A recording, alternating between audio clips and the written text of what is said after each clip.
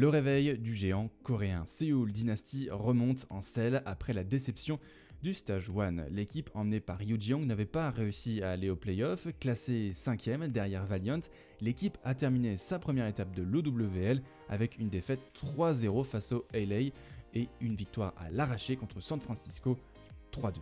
Mais ce nouveau stage a montré un début positif pour l'équipe de Séoul. Seule équipe invaincue du stage 2, elle est logiquement en tête de celle-ci. Et au classement général, Séoul est deuxième, juste derrière New York qui a une victoire de plus, mais un map average bien supérieur. Mais alors, pourquoi ce début réussi pour l'équipe de Séoul Dynasty?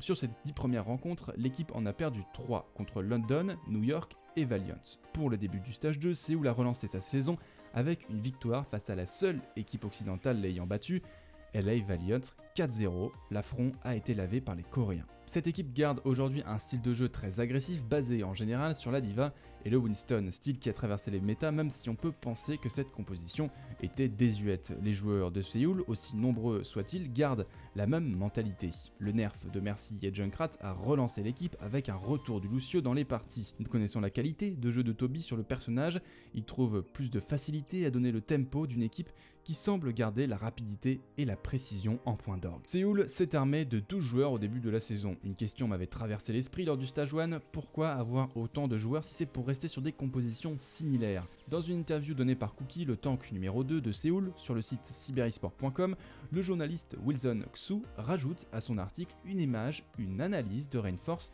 le spécialiste suédois de l'Overwatch League. Il avait donné son avis sur les compositions possibles de l'équipe de Séoul et rajoutait des informations sur le style de jeu qu'allait adopter l'équipe en fonction des joueurs sélectionnés.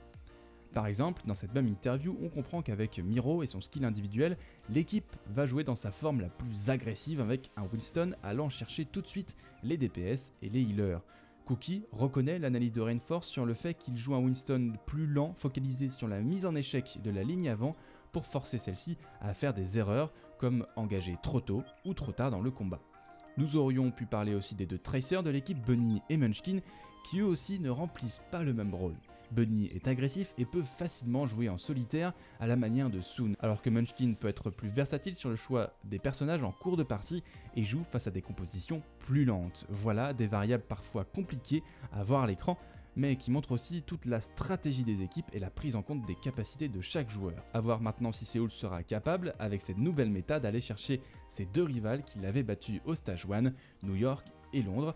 Séoul les retrouvera lors de la semaine 4 qui s'annonce difficile pour la ville asiatique.